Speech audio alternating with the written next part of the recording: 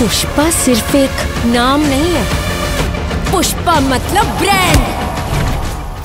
সম্প্রতি বিনোদন জগতে মুক্তির অপেক্ষায় বহুল প্রতীক্ষিত চলচ্চিত্র পুষ্পা 2 এরই মধ্যে সিনেমাটির তৃতীয় কিস্তির ইঙ্গিত দিলেন অভিনেত্রী রাশমিকা মান্দানা।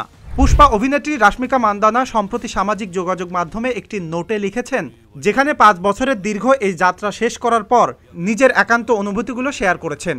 সেই সঙ্গে জানান দিয়েছেন তৃতীয় কিস্তি আসবে পুষ্পার। তার 5 বছরের দীর্ঘ যাত্রার সঙ্গীদের বিশেষত আল্লু অর্জুন, সুকুমার রায় এবং পুরো দলকে মিস করতে চলেছেন বলেও জানান এই অভিনেত্রী।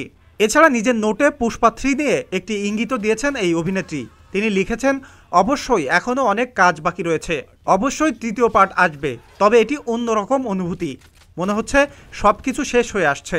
অভিনেত্রীর বক্তব্য থেকে এটা স্পষ্ট হয় যে পুষ্পা 3-র ব্যাপারে তার মধ্যে অনেক উৎসাহ রয়েছে এবং তিনি সহ এতে আরও কিছু বড় চমক অপেক্ষা করছে।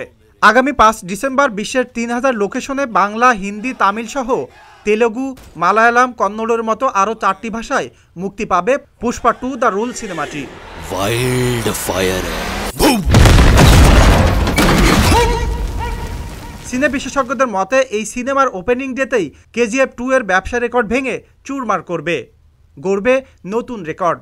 ইতিমধ্যেই ট্রেলার মুক্তি পেয়েছে সিনেমাটির, দর্শকদের মাঝে রীতিমতো আলোড়ন ফেলে দিয়েছে এবং স্বভাবত বলাই যায় এবছরের সবথেকে প্রতীক্ষিত সিনেমা পুষ্পা 2 দ্য রুল। दुनिया को दिखाएगा।